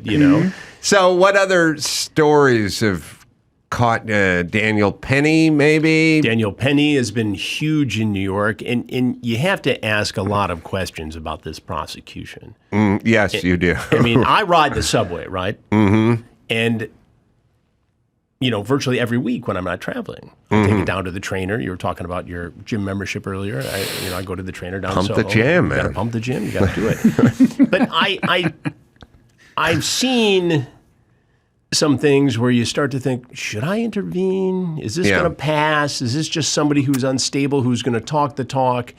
And at some point, I could see any one of us get into a situation where, okay, this is becoming potentially dangerous. I'm physically fit. I'm capable of stepping in. I mean, Daniel Penny is very physically fit. And, I don't think he was looking for trouble. I don't think he was riding the subway saying, I dare you. Yeah. I think his, you can pick apart whatever happened and how long it happened and should it have happened that long, and maybe it was a question of fact for a jury. But ultimately, these people from all walks of life, New York residents, different races, different backgrounds, found him not guilty.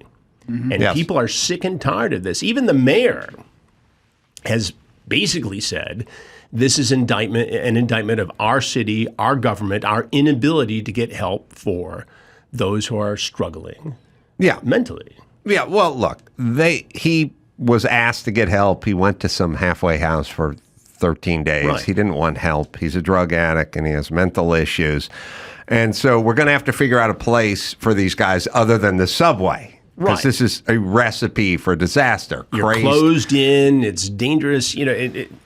my wife will not get on the subway. Yeah.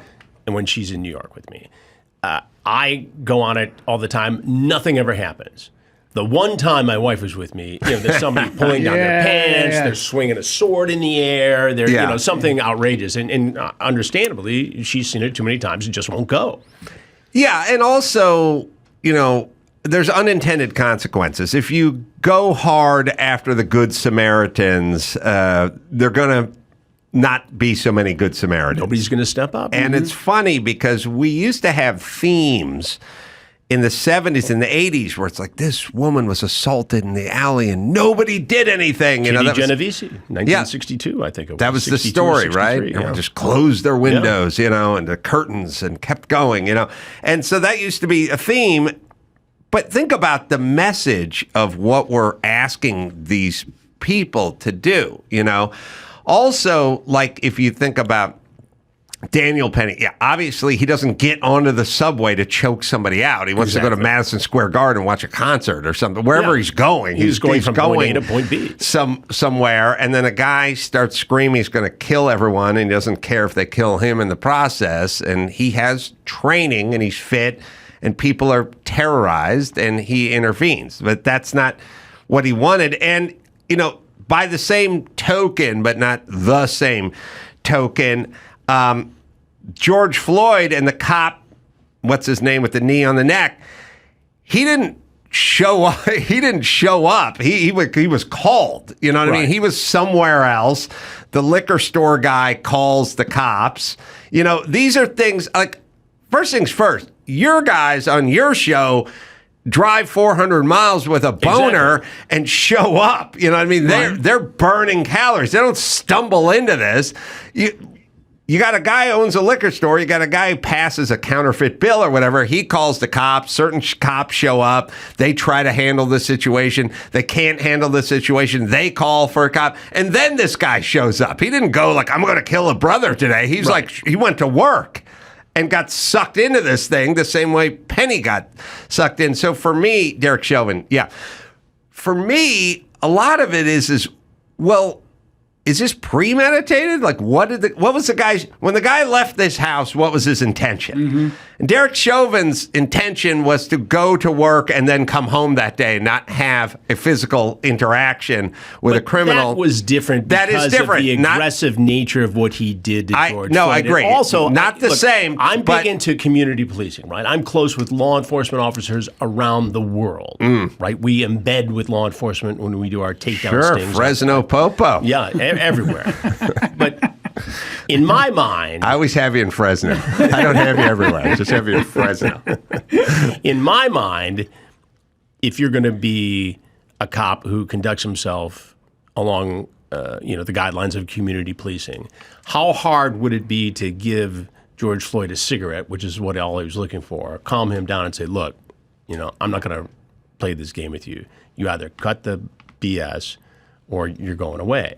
They had him in the car, and he didn't want to get out of the car. We were all over this. But I know my law enforcement people, without exception, saw that as a crime. Oh, yeah. What Derek Chauvin not did. defending him. That's a whole different situation. Not defending Daniel Penny was a guy just going about his day who said, God, am I going to get involved in this or not? And just threw caution to the wind to protect other people on the subway. I agree wholeheartedly. All I'm saying is I draw a clear distinction from the person that sort of throws the first punch. Right. Like neither these crimes, what they did was very different, but they both left the house that day thinking, I don't want any part of this, and got sucked into it, which is a kind of a thing. It's kind of, for me, it's like I go, look, if the neighbor jumps over your fence to steal your hibachi barbecue, it's only worth $18 and not worth him getting shot. Right. But when he jumps over the fence, he opens the door to getting shot. Well, he knows he puts himself in a dangerous situation. That's kind of what I'm saying. And I always draw the distinction between the sort of aggressors and kind of the people that got sucked into it. They didn't start their day saying, I'm going to go kill somebody on the subway today. Right. They weren't a vigilante. Yeah, it makes me a little nervous, too, when the DAs try to collect pelts and turn it into something. At first, I also find it scary. I find it deplorable, sort of nauseating and scary. Like I think it was Mike Nifung with the Duke lacrosse. Well, that was outrageous. That's what I'm saying. I mean, that was That's at what a I'm saying. whole level of prosecutorial misconduct that I would have a hard time matching. And I remember seeing Ed Bradley's 60 Minutes piece on that. Right. And I don't think anyone else could have done that story the way he did it. Mm-hmm. And I remember watching it and sending him an email, not knowing that he was in a hospital bed, close to death, Ed Bradley, and sent him a note. And I didn't really know him except for crossing paths at the Emmys or a professional event. He sent me a note right back, gracious. And then sadly he died. Well, for those who don't know the story, I mean, I think it was Mike Nifung, but I don't know if it was Mike. It was Nifung, yeah. They accused the Duke lacrosse, whatever team, of rape. At some point, he had the information and knew, the DA. There was exculpatory evidence. They didn't do it. And he moved forward. And what I'm saying is, you're going to take 19-year-old kids and destroy their life and try to incarcerate them because you want something to run on during the next election. And it was one of those things where, okay, here's the white fraternity guys, privileged lacrosse players, who conducted this horrible deed. And in fact, they shouldn't have been messed around the way they were. But it wasn't the criminal activity that was prosecuted. Yeah, I'm just saying. And he did them dirty. Yeah. They jacked up a false case on him. Oh, he's the pinnacle of bad prosecution. Yeah. But I'm saying there are lesser degrees of that going on all over the place, and it's it's scaring me. Himself, yeah. It's scary that a guy like Penny, because Alvin Bragg wants a pelt. He wants publicity. He wants to run on something. Can have his life destroyed. Here's what bothers a lot of people who spend time in New York. You've got a guy who has 43 criminal touches with the NYPD, mentally ill, but he gets out on no bond, no bail, and ends up stabbing to death 3 people in one afternoon in Manhattan. Wait, to death? To death. This was a couple weeks ago in Manhattan. Not the same guy. Same guy killed 3 different people. Yeah, but not the guy Penny choked. No. That guy Another guy. He had a bunch of encounters. He's not in Rikers. He's running around free. Right. Not really being seriously prosecuted. And because he is out there, he's able to kill 3 innocent people in an afternoon. Right. Some guy's fishing in the East River. Some mother's with her child. Gone. Where's the hardcore law enforcement stance on that case? That could have prevented the 3 murders. Well, that's what you're talking about, the contrast. The contrast. Where's the outrage? Well, the people are outraged, but where's the prosecutorial Well, the ladies from The outrage? View aren't outraged, and neither's Alvin Bragg. Story, right. Who got a piercing later in life? Ed Bradley or Harrison Ford? You're on the clock. Ooh. Old man piercing. I would say Harrison Ford was older than Ed Bradley. When he got the piercing. You're correct. Yeah. There you go. He was 63 and 4 months. 63 and 4 months. Ed Bradley, 59. 27 days, 11 hours. Yeah. I don't know. I have no goddamn idea. They're both late piercers. Well, Harrison Ford was supposed to play Ed Bradley in a movie, and that's why he got the piercing. He just never took it out. Bradley was one of the coolest guys ever in my business for a lot of different reasons. What the hell's happened to 60 Minutes? I watch it every Sunday. When did they go? When did Leslie Stahl arguing with Trump? Sir, Right. the Hunter Biden lab. We can't confirm, sir. It's like you can't. Right. All right, you can't authenticate a laptop. You're 60 Minutes. Right. When did that start? Well, when did they become sort of politicized? A lot has changed over there. I mean, you can say whatever you want about the culture that's been criticized from way back, but Mike Wallace. It was my hero. Yeah, I love 60 Minutes, but something happened to that. A hero. I agree. I used to watch the hell of 60 and Minutes. Still, Anderson Cooper does a good job over there. Ed Whitaker does a good job over there, or Bill Whitaker, excuse me. There are other guys over there and women who do a good job over there. It's a little different. I think they've tried to change with the times, but there's nothing like Ed Bradley nothing like Ed Bradley or Mike Wallace chasing somebody down. I'll tell you a funny story. So we were up for an Emmy. We had gone to China on a counterfeit pharmaceutical story. And we did a deal. We posed as illicit United States businessmen, and we did a $10 million deal for fake Viagra from China. Hidden cameras. No easy task in China. Go back, air the story. It's up for an Emmy. What year are we talking here? 2006, 7. Okay. 8 maybe. And we're at the award ceremony. And Ed Bradley had just passed away. And he had a segment competing against ours. Well, and that's so they it got for there, you. and they well, that's what happened. So they're reading off the list and say Ed Bradley, 60 Minutes for whatever. And a producer from CNN turns around and just says, sorry. We ended up winning, which means they probably judged it before Ed said that. Oh, you did? Yeah. So we did win for it. But his was on counterfeit Beanie Babies, so it wasn't quite as hard-hitting. But the as CNN Chris's. producer just turns around and says, without missing a beat, sorry. Oh, but you won. Yeah, we did. How many Emmys do you have? 10. Wow. Really? 10. Where do you keep them? I have some in the apartment, some in the house in Michigan. I think my sister's got one. Sister? Yeah. That's nice. Yeah. Could I have one? You want one? I'll put one. I'll put one right here on the table. I'll bring one in. Let me say, well, not to show me, but to, Yeah. let me kind of borrow it. honor I to have a have it trophy in here. case. Listen, I've done enough TV that if people saw an Emmy, they wouldn't stop. And you know what I mean? Like remember your kid, you had some friend, and they'd have a picture and say like Sports Illustrated Man of the Year, and it'd be Tommy. There's like a 9-year-old that's head sticking or there. Time Man of the Year. Right. Yeah. You know that's not. He's not on a Wheaties box. It's not a real Wheaties box.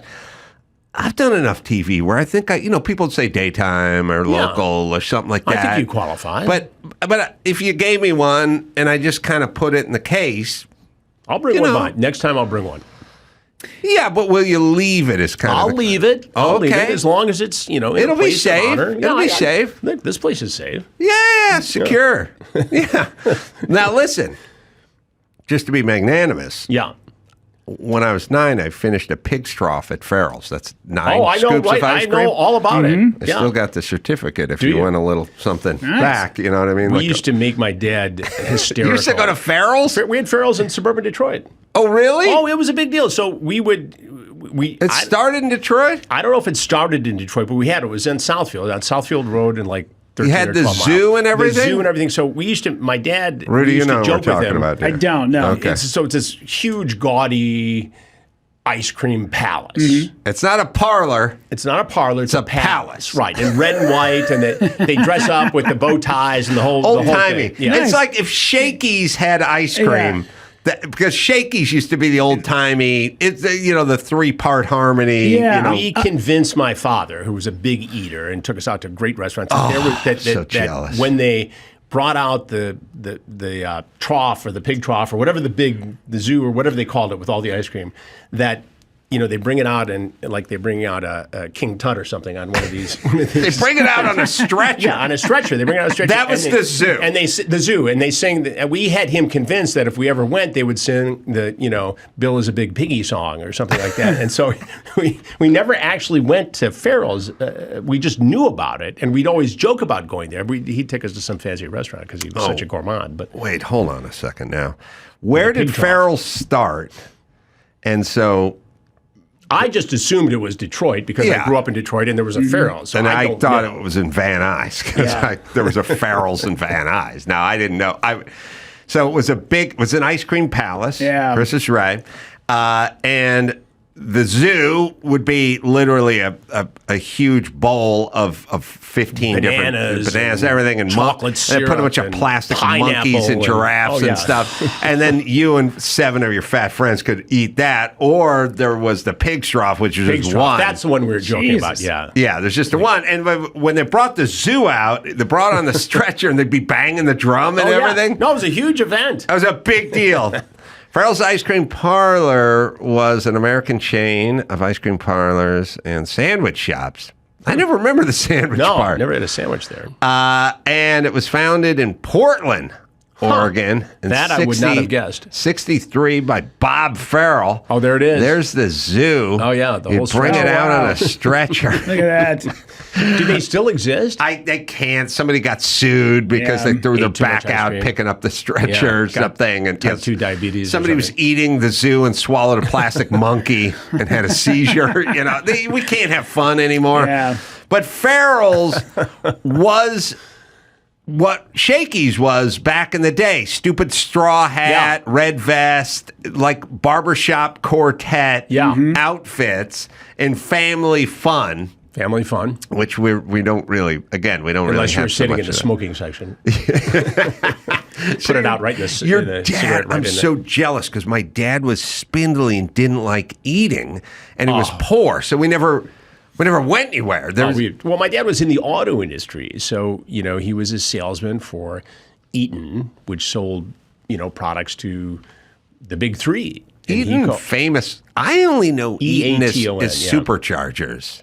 Well, they did a lot of stuff. But they did a lot. I would know So they Eaton sold is, a they lot made of stuff. So he superchargers. called on Oldsmobile and Ford. And so, in the day, if you were in that part, if you were a sales guy, you had tickets to all the sporting events, because you took customers, which means on Saturday and Sunday, you really didn't take that many customers. You took, your chubby son, little Chris, to the Lions game in 1968 to freeze your ass All off. those zoos. Last Farrell's was in Brea, California. Wow. Closed in 2019. Oh, not that Ending the far. chain. Man. Wow, we had none of this stuff. It makes me so jealous because I grew up in Hibbing, Minnesota, which is north of I Duluth. know right where it is. Yeah, there's nothing up there. We had a Pizza Hut, but ice cream for us was a Kemp's bucket. Like there was no An ice cream parlor. We had a Swenson's out here. There. By the way, do not sleep on an ice cream parlor. Like you go in there and get stuff you don't get at other places. Yeah. We grew up with Stroh's ice cream parlor because during Prohibition, Stroh's beer switched over to making ice cream. Oh, Stroh's. In Detroit. Oh, okay. Yeah. And so we had Stroh's ice cream parlors, and we used to go there. So your dad was a big fella, He was a big guy. and he liked going out and to eat. enjoying. Yeah. Martini, 3. 3. He was one of the inventors of the automotive industry 3 martini lunch. God, wow. it's a real Mad Men time, right? Yeah. Yeah. They had it all going on. You had a big GM or a big Mercury. You entertained. They went to the same places. You traveled. I mean, it was those guys lived large back in the day. Speaking of large, when you turn the corner, this is the first time we've ever met. I thought, wow, you are much bigger. And did anybody throughout the course of To Catch a Predator turn the corner and look and go, oh shit, you're way taller bigger than I thought you were going to be? they Really? do. I had a guy one time say, I said, I'm Chris Hansen. He goes, no, you're not. I go, yes, I am. He goes, no, you're not. I said, trust me, I am. And the rest of your day is not going to go well. There's a couple of dudes Right. outside in the bushes You that can think I'm confirm big. I am. Wait till you see Sergeant so-and-so out there. I'm going to close my eyes and you just say, you're free to leave. You're free to leave. What's going to happen next? That's not up to me. That's not up to me. Well, I don't want to go because you have to go now. You have to go. Yeah, I was telling Chris, my girlfriend had called me on my way here, and she was like, they were very adamant that you came in today. Why is that? I'm like, I have no idea. I don't know, but holy shit, I didn't know he was going to be there. I might turn around now. And now, and we just finished a sting, and it's been airing on True Blue, Takedown series. And now because, so many people can reach out to us 20 years later than when we first started, we'll hear within a day about this guy's background. So he gets busted in our sting. We haven't even aired the piece yet, but it might make the local newspapers, whatever town we're in. And I'll be, he was my stepdad. He was my brother-in-law, and he did this. And suddenly, all these other criminal cases start coming out because this guy walked into our sting. God, you're doing the Lord's work, but it feels so uncomfortable. It is, and it still is. 20 years into the franchise, from To Catch a Predator, Hansen versus Predator, to Takedown, which is our series today. We've got more than 100 new episodes on True Blue right now. And, we don't plan on stopping. And you would think that guys would get it. But I truly believe that some of these guys are like heroin addicts. They know there's a 20% chance there's fentanyl in the heroin, but they get it anyway. They know there's a 20% chance it's me and my crew or any one of dozens or hundreds of law enforcement agencies around the country. It's a disease. It is a disease. It's an addiction. It's a fantasy. It's all of the above. Yeah, because in a way, on a less evil, on a less evil subject, but sort of the same, which is there are guys that just have a libido and they can't keep their dick in their pants and they just have a powerful libido. And it's a metronome, you know. I don't. I never did. I was always just sort of, I like the ladies, but I didn't have to. You weren't going to go out of your way. I might Something came your way that was fine. I would get off the sofa on occasion. But if she brought you a hamburger, yeah, I fine. didn't. But I knew guys that had like, come on, right? Man, I gotta get me some. I gotta get some. You know, I gotta get some. And you see guys, careers destroyed because they had to, you know, they love the ladies, you know, and you got Les Moonves, you know, and he's got a perfect marriage and he's got a millionaire, he's got the greatest job in the world, he's out, disgraced but it's really, you go, oh, he's a bad guy, but it's not I'm a good guy, it's just my metronome libido is not going but like Les Moonves's is. You know, you've got guys who show up after multiple chances to back out.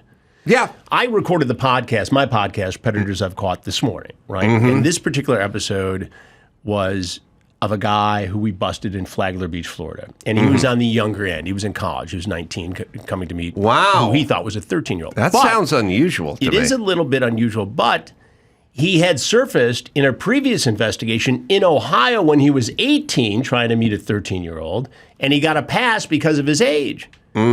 And people criticize sometimes, oh, this guy's too young. He's a kid. He didn't know what he was doing. Well, guess what? 8 months later, he shows up in a different state because he's going off to college down there in Florida, and he's again trying to meet a 13-year-old girl. So had he not been popped in that case, what would he have done next, and what would have happened to that 13-year-old girl had it not been a sting? And what's the difference between the danger posed by a 19-year-old and a 39-year-old? Some body hair, maybe, but that's about it. Yeah. What's your take on the P. Diddy stuff? What are they doing? Well, what's the FBI doing now? What are they looking at? What do they have? What's going to happen? I think they have a lot of evidence because he left it for them, right? Yes. A lot of this stuff was videotaped. It was kept on computers, and that's why they took all that material on those raids. I was sitting here with you the day they raided. That's correct. Those houses of his. That's right. And after investigating it, you know, in the weeks after I was sitting here with you as it was going down, I found out that this thing was so closely held that even some of the Homeland Security agents on that raid didn't know whose house they were raiding until they got there. Wow. Because they were so afraid of, you know, word getting back to him. Wow. And they didn't want evidence to be destroyed. But he's in trouble. Yeah, what's your prediction? My prediction is he will either go down at a trial where they try to convince a jury that this is a lifestyle, this is, you know, out there, it's not your lifestyle, but all these people are trying to, you know, get on the Diddy ship to get cash and money, and they're you know, exaggerating these claims. My gut is that he will figure out a way to rat out some other people, if that's possible, and to take some sort of a plea where he does 20 years and comes out of it with some semblance of a life afterwards.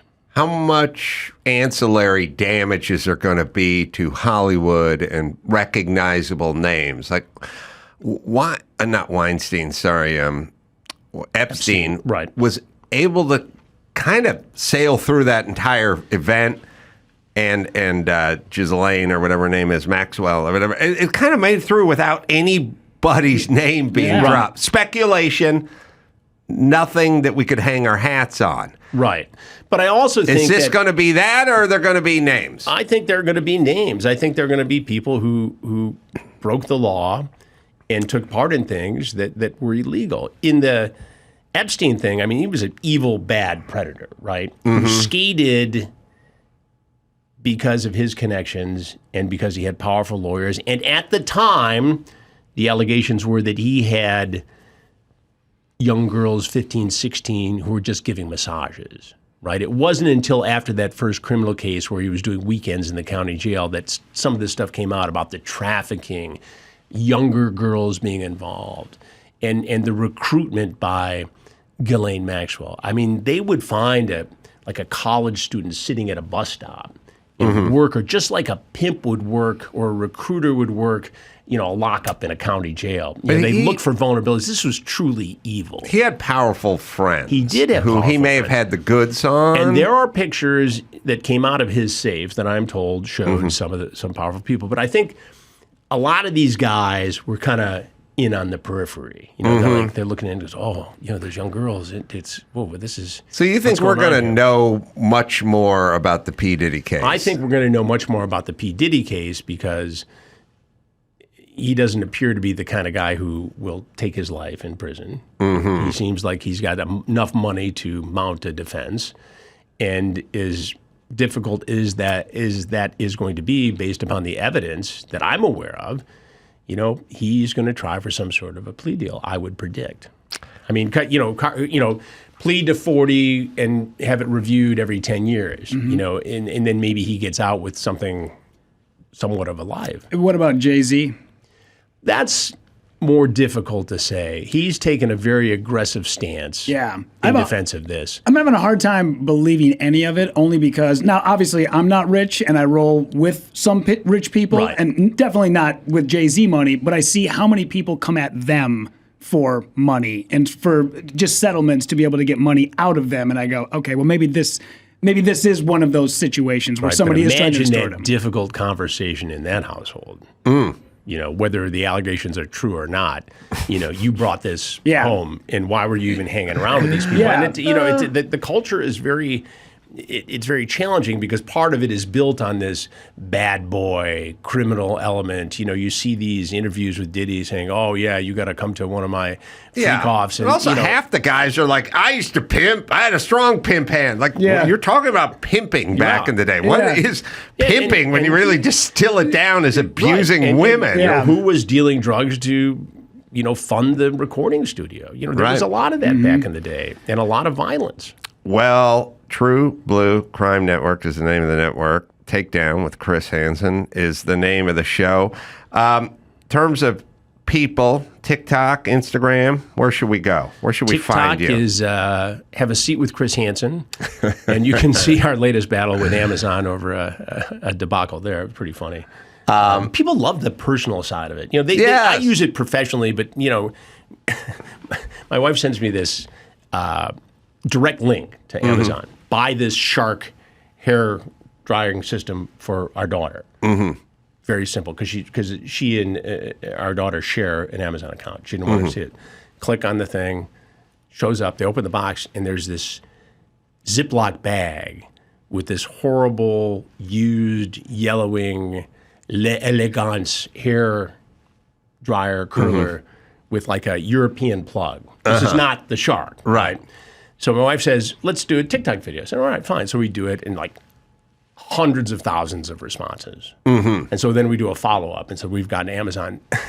We got an email today, or a message on TikTok, from Shark, the manufacturer, saying, we saw your video. We're sorry you had to go through this. We'd like to send you a Shark. Wow. I don't even know what this thing is. Oh, shit. Can you do one for me for sleep number? Because I got the sleep number thing going on right now. The amount of, and I have a wonderful experience with Amazon. In New York, you order everything from Amazon, right? Every roll of paper towels, everything, because it's a pain in the ass to go to Target and carry the stuff back, across the city. So I get stuff every week successfully. 99% of the time works. So this time, we got this thing. It was horrible. It's like you want to put rubber gloves on before you touched it. Yeah. You show it on camera. Anyway, so we can see that on TikTok. Have a seat with Chris Hansen TikTok, at Chris Hansen on X, official Chris Hansen on Instagram, and Cameo. Rudy, what do you got? RudyPavichComedy.com. Also, every Wednesday at Jimmy Kimmel's Comedy Club in Las Vegas. I'm there with Michael Yo, doing the Yo Show with Michael, and then opening for him. His new tour kicks off in January. We're going to be on the road every single weekend, all the way through August. So, yeah. I'll be at Solana Beach coming up the belly up. That'll be January 19th. 2 shows there, so say hi. Adrienne's special, The Dark Queen, is out and funny on Netflix. Until next time, this is Adam for Chris and Adrienne and Rudy saying mahalo.